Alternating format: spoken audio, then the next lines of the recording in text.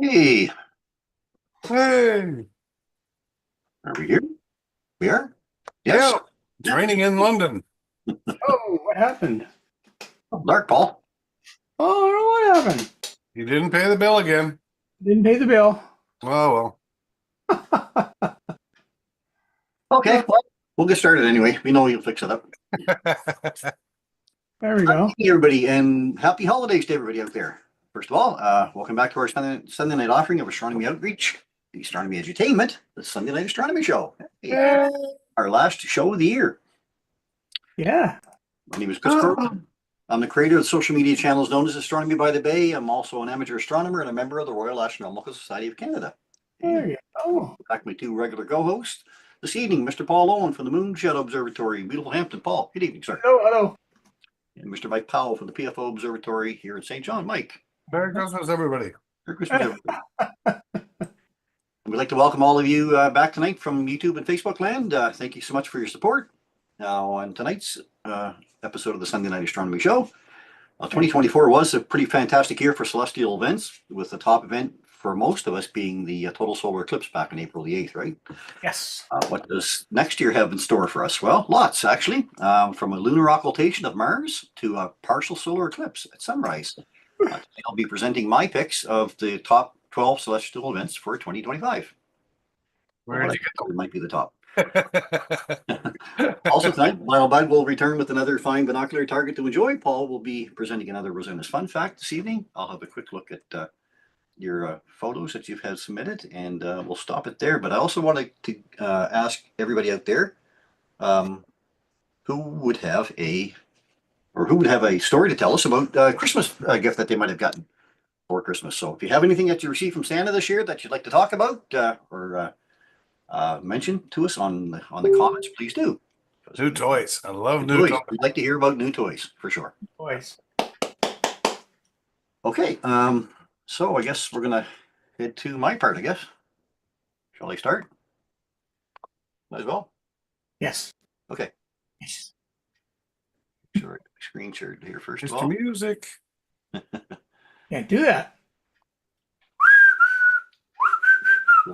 Pick that up, copywriters.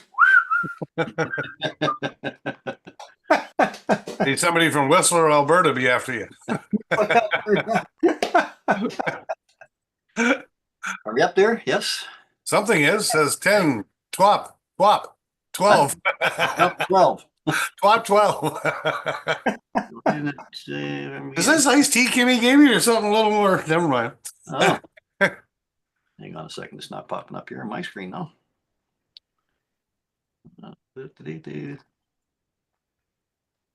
Nothing like a cup of Joe. Eh? Very good. Okay. All right. My pick for the top 12 celestial events of 2025. Just my pick alone, and I've been kind of searching around the internet to see what was coming up over the next little while. So I'm going to start with my top 12, and I'll say number 12 for me is the January's Planet Parade. While there's so much to enjoy really in the January sky, January does present our best views of most of the visible planets. By 7 p.m. Atlantic time, Mars has already just cleared the eastern horizon, and bright Venus can be found now in the west as well after sunset. Jupiter is also perfectly placed in Taurus and will be for a few months now for great viewing throughout the winter. So, and Saturn is still there right now as well for another month and a half or so. So get out your binoculars and take a quick look. There's lots there to see. You've got, of course, you've got Orion and the three stars that make up the belt. We've got Betelgeuse and Rigel sitting here, and we have Mars here on the horizon. There's Jupiter, Taurus. We have the Pleiades star cluster, Saturn, Venus, and this is January. One of the evenings we have a slim crescent moon. Of course, that moon will follow along the ecliptic line that the other planets follow along, and you'll visit a lot of them throughout the month. So always nice to be able to take a look at what's up in the night sky with the Planet Parade. Okay, number 11 for me would be on January 9th, and I just found this one today actually. The moon actually meets the Pleiades cluster. So on the evening of January 9th, look to the southeast at 9 p.m. to enjoy our gibbous moon as it greets the beautiful Pleiades cluster in Taurus. The Pleiades, or the Seven Sisters, is an open star cluster about 444 light years from Earth. It's also always a striking sight on its own, but paired with the moon on that evening should make a very nice photo op. And the moon will be a gibbous, so it'll be a little bit bright, but you might still be able to catch the two of them together. Even naked eye or a pair of binoculars would reveal a whole lot. So I didn't see it that close to the Pleiades for quite a while, so I thought I'd include that in my top 12. Number 10 for me, Saturn at opposition this year. And this can be a little different this year with Saturn. Ring beauty Saturn will appear nearly ringless next year. Saturn does take about 30 years to orbit the sun, and it has a tilt similar to Earth, about 29.5 degrees or so. So each year, when we catch up to it, we see it from a different perspective. Now, once every 15 years, the rings appear almost edge-on to us. This perspective does allow us to see the positions of many of its moons that reside in the plane of the planets easier than at any other time. You can see here a lot of the moons are lined up here quite nicely. There are actually 3 or 4 more here that were tiny enough. When I zoomed in, I could find them, but I just wanted to bring out the top ones here. So we got Rhea, Mimas, Enceladus, Tethys, and Dion. And you can see here the view has changed from 2023 to 2024 and 2025. We've lost the rings almost altogether. Now they will return to full view again by 2027. So a little bit unusual view of Saturn at opposition this year in September. Number 9 for me is the January 19th, the conjunction of Venus and Saturn. Now look to the southwest after sunset on January 19th to witness brilliant Venus and the ring beauty form a beautiful conjunction. Remember, the 19th is just their closest pairing. So any of these pairings I'm talking about are conjunctions. That's the closest night. But of course, you can watch the objects approach each other and then drift apart over a week or more. So you can capture, and if you're lucky enough to capture a few clear nights in a row, you'll get to see them moving closer and closer over those few nights. So, and they're about 2 degrees apart, which is about the width of 4 full moons apart on that evening. That was my number 9. Number 8 for me is the 6 supermoons of 2025. I'm going to say that it's really 3, but because 3 of them are new. So if you are a fan of supermoons, then 2025 is a good year for you. Supermoon is a full moon that occurs when the moon is at or near its closest point to Earth in its orbit, called perigee. Now, this makes the moon appear larger and brighter than in a regular full moon, about 14% larger and about 20% or so brighter. In 2025, there will be 6 supermoons. Now, the first set of 3 will be March the 29th, April 27th, and May the 26th, and they'll all be new moons. So they're not visible for us, but they will be at their closest approach, so we can expect higher than normal tides for sure. The second set will fall on October the 7th, November the 5th, and December the 4th, and those will be full moons. So we will have 3 super full moons in a row there. And I believe the one in October is called the harvest moon. That's my number 8. So on the number 7, I'm going to go to the Geminid meteor shower. For me, that's my pick. The Geminids are usually the strongest meteor shower of the year, and meteor enthusiasts are certain to circle December 13th and 14th on the calendars. Now, this is one of the major showers that provides good activity prior to midnight, as the constellation of Gemini is well placed from 10 p.m. onward. Now, the Geminids are often bright and very intensely colored. In 2025, the moon will have a waning crescent phase on December 13th, 14th, which means it's going to set, rises actually 2 a.m. Atlantic time. Observers prior to this time will be moon-free. Observations after the moonrise can still be successful by facing westward with the rising moon at your back. But crescent moon won't give you very much light anyway. So again, Gemini meteor shower, I would usually talk about the Perseids. That's a nice one in August, but Perseids are going to have a big bright moon interfering with it this year. So we do have the Geminid show. And we also have the Quadrantid meteor shower, which is coming up next week, a week after, I guess. No, next week, January 2nd, January 3rd. So the Quadrantids are one of the best meteor showers of the year as well. It peaks on the morning of January 3rd, Now, the peak for this particular shower lasts only about 6 hours. The shower's radiant is located in Bootes, an area of the sky that once belonged to the now defunct constellation of Quadrans Muralis. The maximum zenith hourly rate is expected to reach about 80 meteors per hour, with prospects the best for observers in the few hours before dawn, when the radiant is highest and Earth is rotating into that meteor stream. Now, additionally, rates can be between 60 and 200 meteors per hour. So the show could even be better than expected. Remember to cast your gaze to either side of the actual radiance position if you want the highest chance of seeing longer trails throughout the sky. So if you're looking straight onto it, it's kind of like driving through a snowstorm. You know, the flakes coming along in front of you are there, but if you look at your outside either window, you'll see them stretch along either side. So you never really want to stare right at the radiant. You want to look, actually, you want to look at the whole sky, as much of the sky as you can. But if you're going to look in any direction at all, look in that direction, but look to the left and right of the radiant. Easy to find. The radiant for the quadrantids, there's the Bootes constellation. Here's Hercules, and just above that is Coursus Ursa Major. So that's an upside down Big Dipper sitting there. So just look off the handle of the Big Dipper, and that's the area you should be looking. That's next week.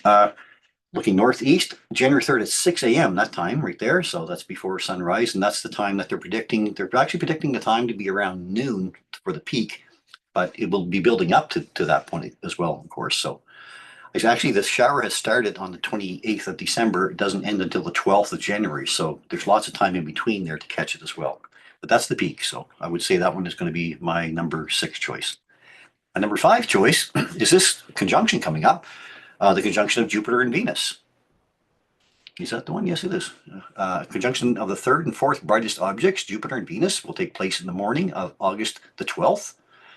Easily visible together in the field of view of binoculars. The two worlds will appear less than a half a degree or the width of the full moon apart. So that's really close when you're looking at it from a long distance.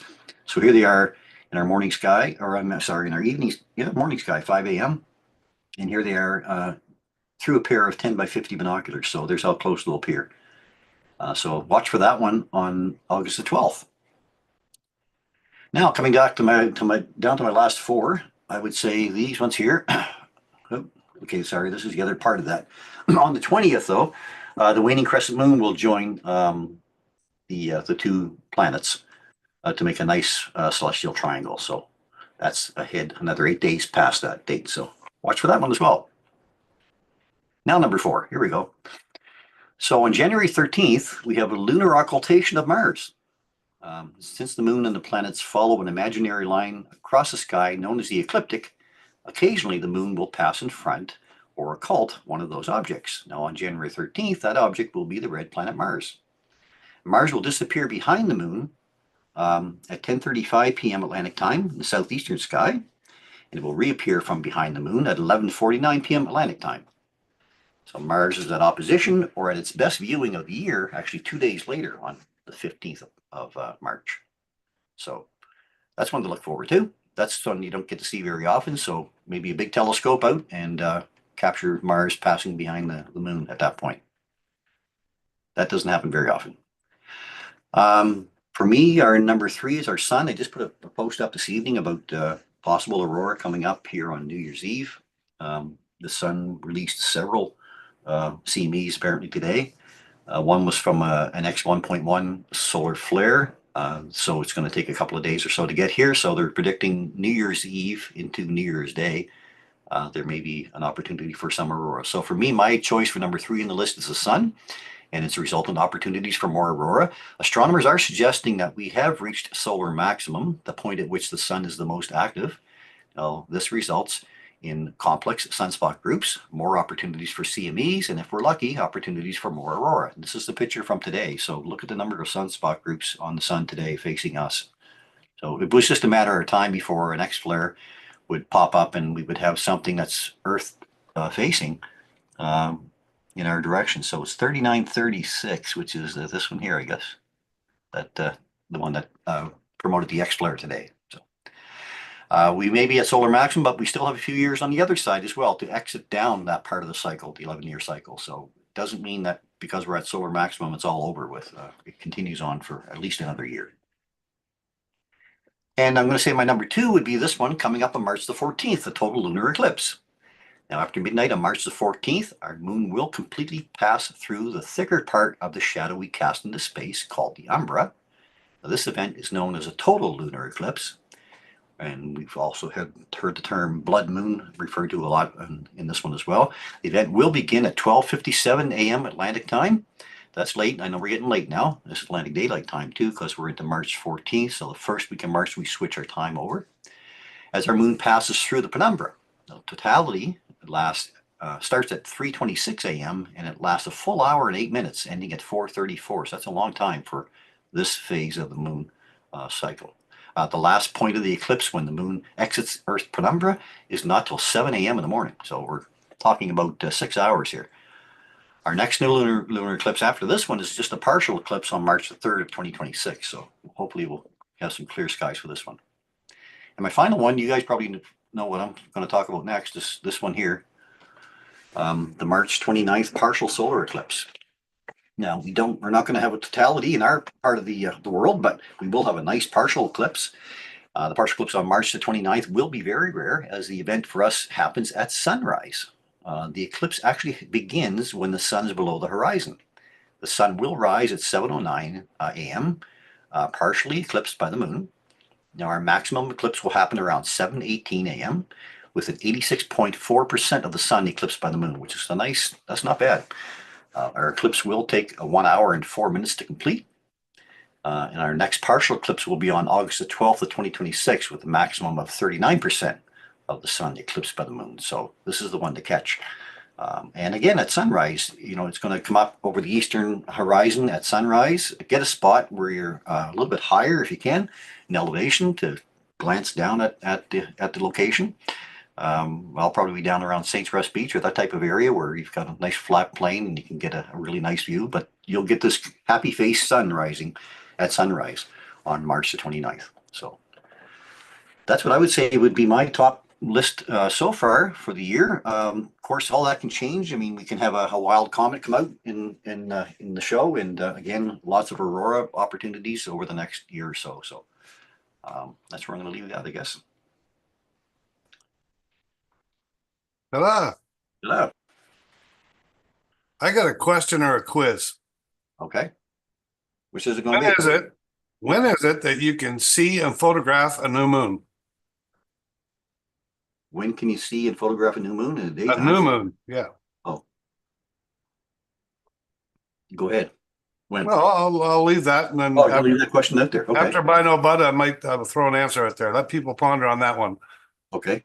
When can you see and photograph a new moon? Perfect. Okay. Like it.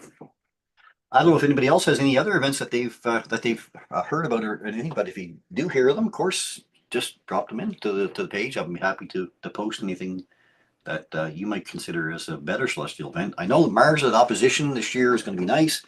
Jupiter really is going to be at its best throughout the winter. So we've got those things happening as well. I try to watch the moon and it pairing along with another object, which always makes a nice shot throughout the year. Okay, we'll carry on from there to a vinyl bud and maybe next. Oh, okay.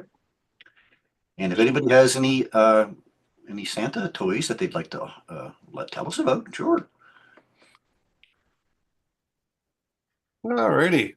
Binocular target of the week. This week my Bino Bud is, and it's actually not a binocular target. You can see it with the naked eye. But it's the winter circle. I got excited because I went out and spotted it. And it's there, it's up. Now's the time of year to see it, and it's a wonderful sight. There are so many bright stars in that area, and it's just an incredible target to look around. So meet the winter circle, aka the winter hexagon.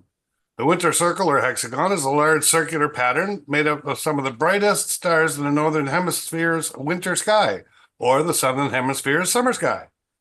It isn't a constellation, it's an asterism, a prominent group of stars that form a noticeable pattern.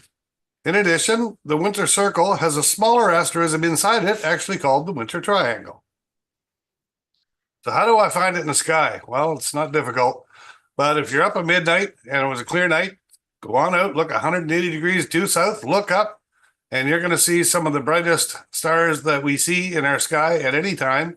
Plus, you'll see Jupiter and Mars in there. So you look around and you'll find that winter circle right in that area, including 5 different constellations that make it up. What does it look like? Well, there it is. Now you can see why some people call it the winter hexagon instead of a circle. But that's basically it. Take it with an 8mm lens and look right inside it. You get down here at the bottom of these 3 stars, that makes up the winter triangle. So it's involved inside the winter hexagon or the winter circle. In 10 by 50 binoculars, you can't see it all, but you can go out and look around it. So, take your binoculars with you, step outside, look around the winter circle. There's lots of awesome targets to see. Compared to the full moon, well, here's a picture of it with the full moon in it. So, yeah, it's big. That's all I got to say about that. And are you ready for this one? Sirius, the dog star, is moving closer to Earth at a rate of 9 miles per second. This means someday we could be in serious trouble. Oh, And that's Binocular Target of the Week by Bono Bud. oh man. Thanks for that, Mike, I think, maybe. If I can find out how to get out of here. Are you serious? I am. How do I close my Zoom here? Stop share. Yeah. My Zoom doesn't want to come up. Oh, okay. Just go to your view and then try from there. Make sure you're on full view. I'm in full view. Oh, there it is, way up the top screen. There we go. The bottom There you- screen. Here you are. You're I back. got 4 screens on the go, and it was way up the top corner. You start to sound like Chris. Yeah, well, there you go. If I didn't have a blooper, it wouldn't be fun. There you go. And by the way, I think someone answered the question I had before Bino Bud, Yep. What was and they are right. When can you photograph or see a new moon during an eclipse? it? During an eclipse.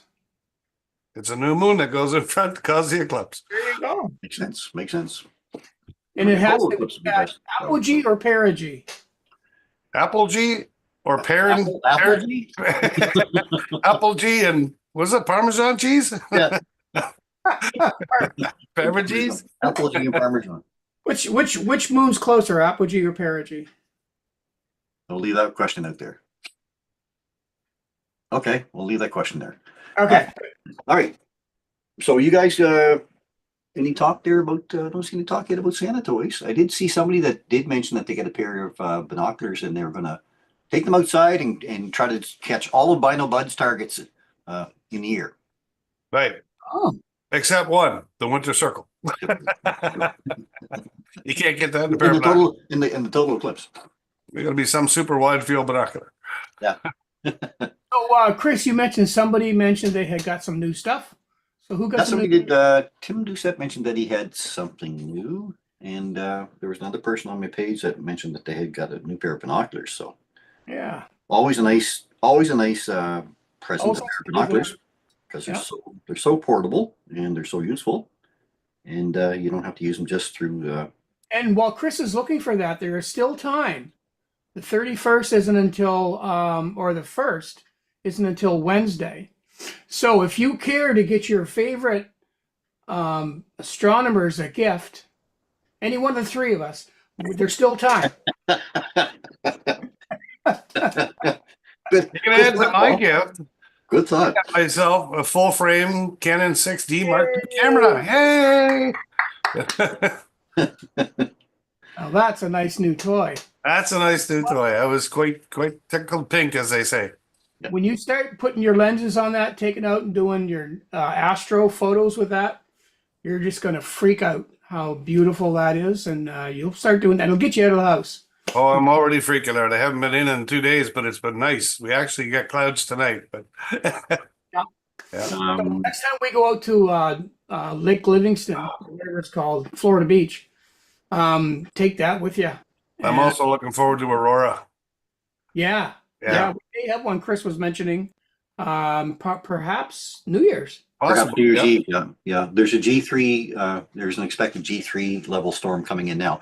NOAA just released their G3 statement just about an hour ago. And they're also, when you look at the NOAA page, space weather page, so it's NOAA space weather, in there on their dashboard, they show tomorrow night's sky as being an opportunity as well. So they're thinking about a G2 level tomorrow night, which is about a moderate. So it goes from a scale of 0 to 5. And tomorrow night is supposed to be a G2, and then New Year's Eve a G3, which will carry into New Year's Day. Now, weather-wise, it's not looking good for us locally. We're having rain tomorrow. There is seems to be, as far as Environment Canada says, and maybe it's just that little, that little bit of hope throwing it out there. We'll give you this to hang on to way out there.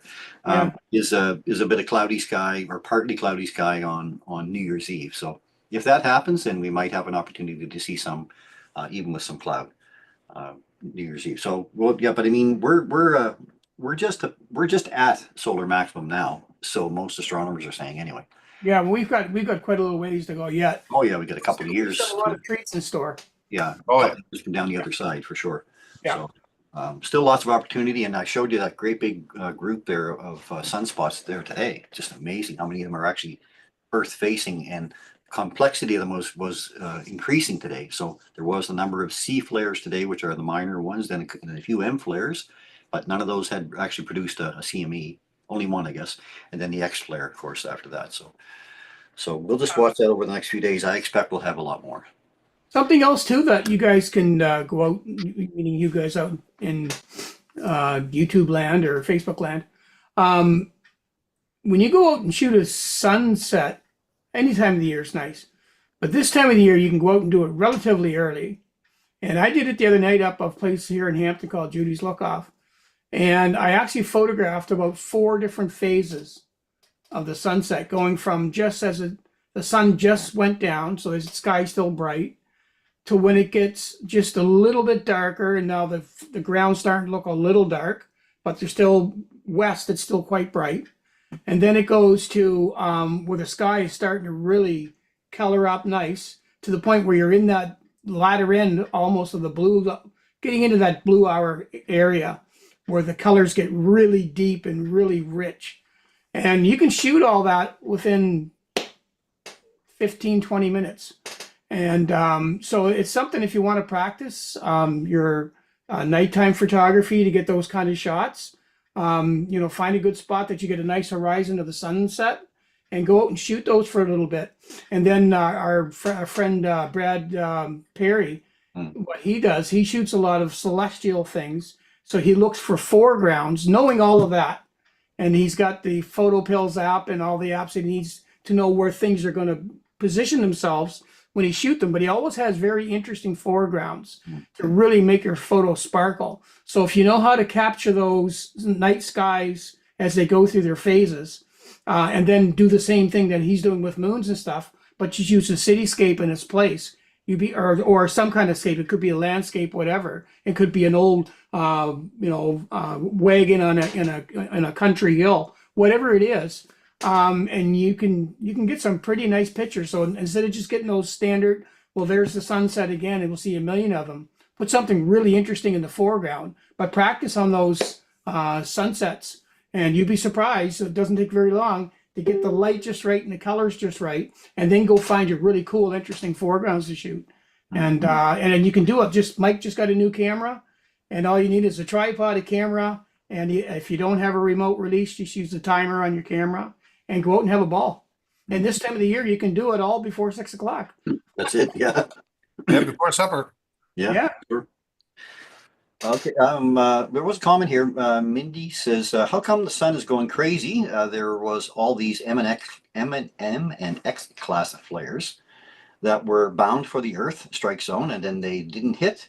What's going on with the misinformation from the sun itself?" Well, Mindy, that's just like the weather. It's space weather. And how is our weather predicted? We try to predict 24 hours ahead. Sometimes we're good, and sometimes we're not. And we learn that as astronomers that, I go out and I look at a forecast maybe an hour before I actually decide to go pack all my car up and take off, because that's the way weather is. Well, it's the same with the sun. I mean, the sun is only a big ball of plasma. That's all it is. And since it's a gas, it can rotate at many different speeds, which it does. So if we take Earth, we rotate every 24 hours, and our magnetic lines are very uniform. They're just from north to south and all the way around, very uniform. So we rotate as one big ball, solid ball. Well, the sun is actually a big ball of plasma, so it rotates at many different speeds. At the center is about every 25 days. Between the center and I'll say the north section of the sun, it's every 30 days, and then we have 35 days top and bottom. So if you got a big ball that's rotating at many different speeds, the magnetic lines get all twisted up. As they do, we produce the sunspots, and there's more activity when the sun is more active. More sunspots usually means more solar flares. More solar flares means more CMEs. And that material gets released from the sun in a big wave, or maybe several waves. And we're not very good at predicting exactly when they're going to hit and where they're going to hit. Now, the other thing about the sun, why it's so active right now, as you mentioned, is that the sun goes through an 11-year cycle. So we're at the top of the cycle right now, what we call solar maximum. At that time, there are more sunspots on the sun than at any other time. So that's why we're having so much activity, and the reason why there are so many different types is because of the magnetic complexity of each of the sunspots. If it's really active, it's going to be an X flare. If it's not so active, it'll be an M flare. And then those waves come in. Now we may have a wave being released from one of the flares, and then we might have a wave that's behind it that's faster that might catch up to that first wave and cannibalize it. Now you have one large wave coming in, or you might have them coming in separate pieces. They may also just deliver a glancing blow to our planet and drift off into space. So because they're Earth facing doesn't mean that they're going to be directly at us either. So it's all a guessing game, that part of it. And we've been through that a lot. So the best thing is to download a few of the well-known apps and watch them, and just watch for the numbers for the few hours before you actually expect to go out. So we do have, there's a spacecraft out there about 1 million miles away from Earth that's watching the sun all the time. And we can tell when activity arrives at that spacecraft only about an hour before it actually arrives at Earth. So that's a really true tell of when we're going to get some activity. So only about an hour beforehand can we really predict that we're going to have something coming. Kind of Now, like twisters. predict a few days out, but that's what we try. So Kind of like twisters. Yeah. yeah. You get to get out there and throw some balls and stuff in it. Well, Yeah, it's happened. remember, the Earth is just a teeny, When it's teeny, going to happen before. the Earth is just a teeny, teeny little dot compared to the sun, and we're a long ways away. So for Yeah. these things to actually hit us, I mean, that's quite a target shoot. You know, they can go over, they can go under, they can be on either side. We see the auroras when these flares hit us directly, you know, and so that little teeny dot, it's not easy to hit. Right.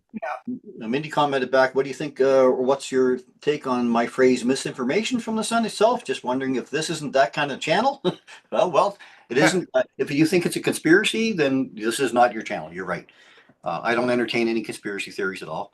But if you're interested in the science behind it, then we're happy to try to explain the science behind what's happening. And that's all we can go with, really. As amateur astronomers, none of us are professionals. None of us do that for a living, but we all read a lot, and we all try to take in what we can. So we take in the information from other sources that are much better at it than us, I guess.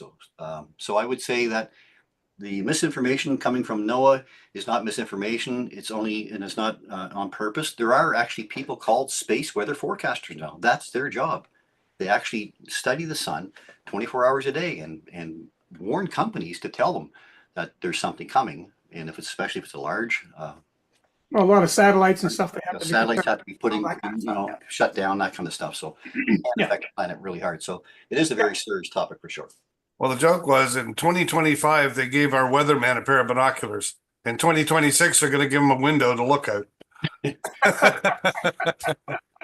But suffice it to say, Mindy, that it's a very fluid topic, and it's a very fluid state that we're in.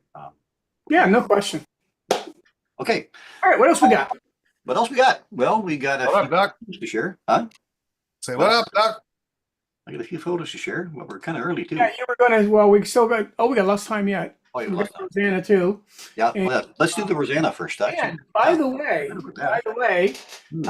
tonight when we present Rosanna, Rosanna's going to present Rosanna, not live, but so it's going to be a treat to actually see what one of Rosanna's videos look like on her YouTube channel.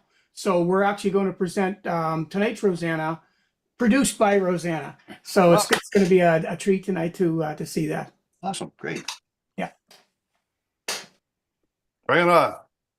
Oh, you want it now? Yeah, bring it on. Sure, yeah. This wasn't a setup. It was just. It is now. It is now. You're on. You called the shot. We'll go with it. What the heck? Okay. Let me share moi screen. And this is tonight's. Rosanna's Fun Fact. All right. All right. Now, let me just get that so I can see what's going on. And so, yeah, so Rosanna sent us a fun fact, and it's one of her YouTube fun facts that are it's going to be so much fun. to actually watch. So let's just get right into it. And here it goes.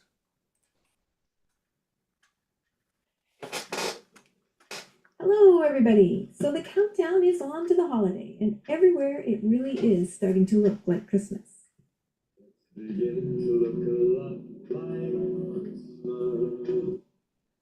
My grandson Jacob gave me the idea for this fun fact, and since it is almost the holidays, it is time to have a little fun and silliness.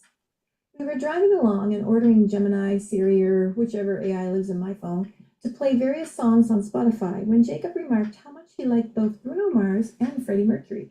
He then asked me if there were any other musicians with planet names. Well, the quest has begun for the most outrageous, cosmically influenced Christmas playlist ever. Let's begin with the sun. Herman Poole Blount, better known as Sun Ra, was an American jazz composer, bandleader, piano and synthesizer player, and poet known for his experimental music, cosmic philosophy, prolific output, and theatrical performances. For much of his career, Ra led the Orchestra, an ensemble with an ever-changing name and flexible lineup. And he did do a Christmas video in 1960.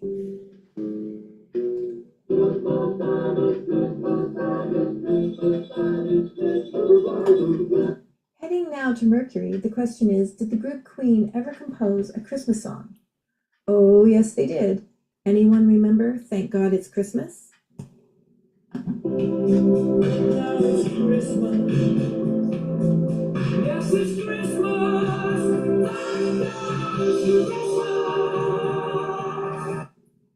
For Venus, we have the electric pop music group called Venus Hum from Tennessee with a gentle holiday ballad that they wrote.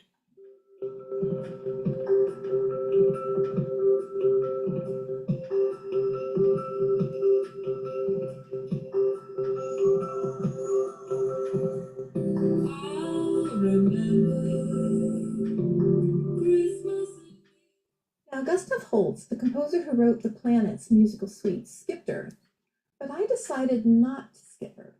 Does anyone recognize this?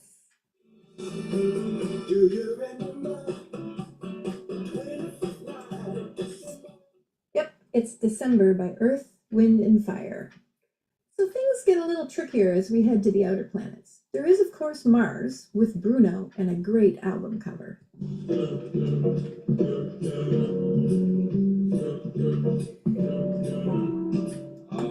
Now, tracking down a musician with the name Jupiter proved challenging.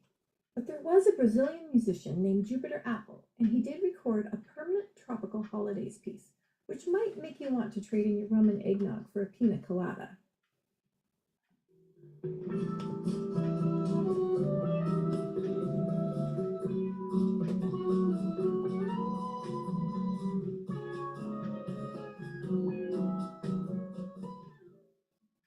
If I thought getting around to Jupiter was hard, well, traveling along to Saturn was just that much more difficult. So although there is no musician named Saturn that I could find, there is a wrestler named Harry Saturn. This cool song by Ziza turned up, albeit not a holiday piece.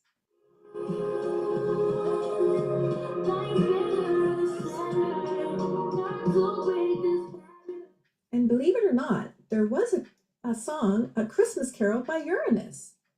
Who knew? Well, sort of. What's right? No way! Mind your business, Neptune!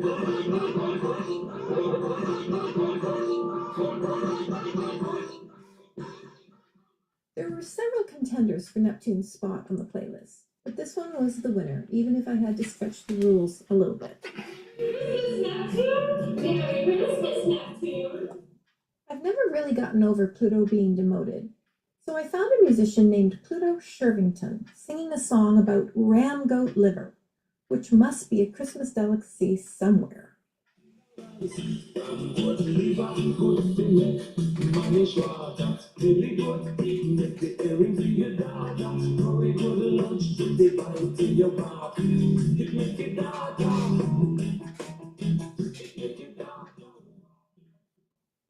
So there you have it, the nerdiest cosmic Christmas playlist. Merry Christmas to all. Oh, wow. Is Rosanna's Fun Fact. Having been away for 10 days with sketchy internet access, I had a lot of space news to catch up Isn't on. that great, eh? I didn't really know where to Oh, begin, a so I second, clicked on sorry. it. There we go. That's There awesome. it was. Rosanna's Fun Fact presented by none other than Rosanna. That was awesome. So you can go onto her channel, Rose Artsky, and just look up Rosanna's Fun Facts on YouTube. And she's got a whole bunch of them there. So go there and check them out. And it's really nice to hear Rosanna's voice. So thank you, Rosanna, and Merry You're Christmas. muted. You're muted, Chris. I think I was muted for a reason. Yeah, there we go. There you go. Yeah, no, that's awesome. And maybe someday we'll get her in window number 4 down here in the corner. Oh yeah. Yes. We'll keep working towards it. We're That's getting there. Yeah. Awesome. Thank you, Rosanna. Okay, I guess got a few photos to share, but then we will just talk about what our best memories were for 2024, guys. Yeah. Yeah, we could do that. Hey. We do that right now first, and we'll bring up the photos here in a few minutes. Actually, I can bring up the photos first. So for me, 2024 was the eclipse, no question. That eclipsed everything, pun intended. Wow, wow. Was the eclipse. We did it together up in Florenceville. It was amazing. I think for all 3 of us, was it our first eclipse that we? Yeah. And we met some great people. We got involved with a nice project up there. It was such a, I don't know, just an amazing thing to happen. All of it that led to it, that built up to that whole thing, was so cool and so exciting.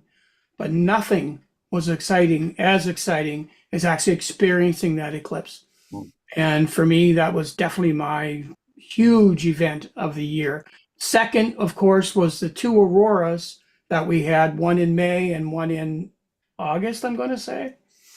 And both of those were just unbelievable. So for me, first, second, and third. First, of course, is the eclipse. And naked eye, to see hydrogen alpha, naked eye, was unbelievable. So, yeah, that was it for me. Yeah, I agree. I'd probably go along with that, and I'd also probably say that one of my highlights was entertaining 900 kids in one day. 900 students. When I was up to that area where we were for the eclipse, I had been up there, Florenceville area, Florenceville, Bristol, and I've been asked to talk to the kids about the eclipse just about a week before. And I had no idea that it was going to be 900. I thought it might be, 50 to 100, but it ended up being all the schools all gathered together, and I ended up with 400 kids on the floor at once, and then visited 3 other schools all in the morning. So yeah, 900 kids in less than a day, which was really great. And they were great, and students just love talking about space. They just love they're sucking it up like a sponge. Just it's amazing. So that was my. Probably not my number 1. I would have to say the eclipse was number 1, but then that was probably number 2 for me, and then I would certainly say the aurora following that. And to get in a nice star party this year, that was nice too. I was just gonna say my 3 was the eclipse, the aurora, and Fundy Star Party. Party, yeah. We got to go back to a star party again this year after, with the weather on our side, and that was a really, really fun and good weekend, and we enjoyed it. Yeah, for sure. Yeah, star parties are always fun, and we got to see Jupiter and the aurora. the aurora, yeah. All at the star party. Mm. We had a bunch of people down by that. What's that spot, Mike? With that the outlook thing, whatever you call that. I can't remember the name of it. Anyway, Yeah. that was just so cool. We're all hanging down there. Nobody expected the aurora. No. Yeah, it just popped out of nowhere. Yeah. Yeah, shooting Jupiter with the lasers. Yeah. Yeah. No. That was a great weekend. And the weather was just fine as kind. Yeah. Yeah. Absolutely. Yeah. I mean, we didn't spend very much time at the beach this year. I didn't find that I was set up very often for outreach this year. I just other things took precedence this year, but I'm hoping to get back there a lot more often next year. And I know that, and we did have a couple of nice events in the park too last year. Yeah. So they were well attended, and I'm sure that Irving Nature Park will be welcoming us back again this coming year for another few events. And Kurt, I think he had 4 planned for last year, and we only had 2 that actually were good for weather-wise. But that's a typical show though for us. But we're looking forward to those events too, and more outreach for sure. That aurora that happened in May, Mm. you guys saw it here. I was out west when I saw that one, and that was spectacular. But what was really cool was everybody from the East Coast out to the West Coast got to see that. And it was like the whole country, probably prior to the States too. It went down a little bit down, I guess, down there, but the whole country was just all embodied in that whole auroral experience. And that's the interesting thing about this hobby is when things like that happen that are they're kind of outer worldly. The aurora is kind of worldly, but it's outer worldly coming toward us. So it's a combination. But anytime those things happen, people get happy. Mm. You know? Oh yeah, they do. Yeah. Yeah. Yeah. And let us know too if you had a special event over the last year that you were glad to be part of. I think the best ones really are the ones that don't require any equipment, like Yeah. meteor showers and aurora, and even eclipses. I mean, with a pair of glasses, you're good. But and I mean, looking at the planets through the evening sky and a comet. Those kind of things. They're all sunrises, sunsets. Supermoons. They're all things that we can pick up with just our eyes. We don't need any special equipment to enjoy them. Yeah. And I think those are the ones that, the best things in life are free kind of thing. That's what they are. And those are shows that we can all enjoy no matter what age we're at and what we have for skill level, right? Yeah. So I look forward to those. With the exception of Mike, everybody gets to enjoy meteor showers too. The exception of Mike. Yeah, they're always behind me. Oh, Now Tim Doucette, different story. Yeah. Yeah. Well, see, Tim's facing me when he's taking that shot, so it's behind me. Yeah. Tim's very lucky with meteors for some reason. All right, let's get to our few photos that we have. all right. Up here. Bear with me for a second. I know we were just starting back on the show, so I don't have very many to share, but I got a few. Share my screen. Let's go with.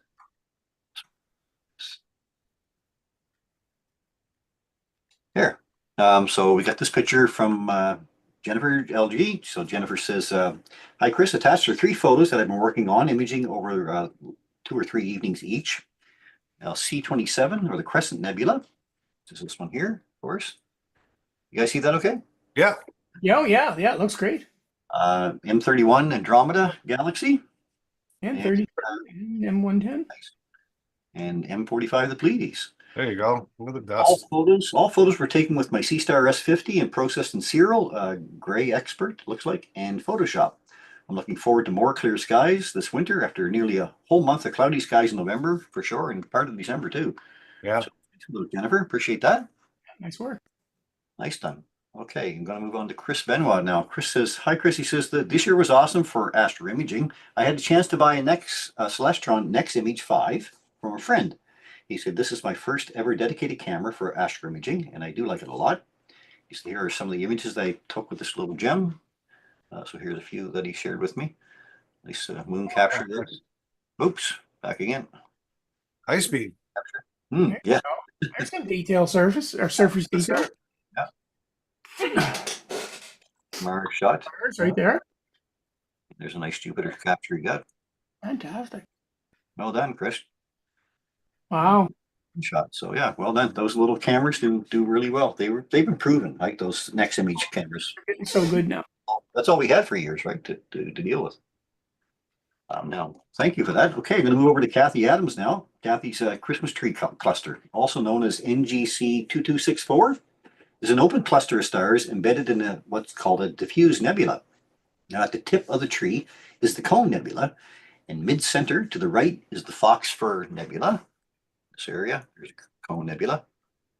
And And she says, this is 30-second subs for 2 hours with my Dwarf 3, processed with serial and then finished up in Photoshop.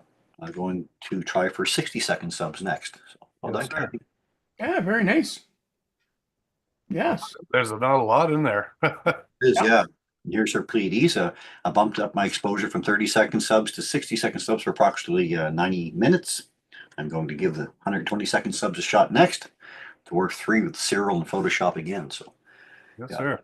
Yes, sir. Very nice. those are the most popular type. The Pleiades and Orion, those are really popular this time of year, right? For sure. And here's Orion. Speaking of Orion, here's Orion from Robert Cadet. Another rendition, he says, MM42. Nicely done, Ryan. Robert. That's such a beautiful nebula to look at. Yeah, it is. Incredible. Well done. Yeah, well done. And Mr. Powell. That's the one I showed you. I had your shot already. Ah, we got to get together before the show because that was your vinyl bud. well, that was about 2 seconds with an 8mm lens.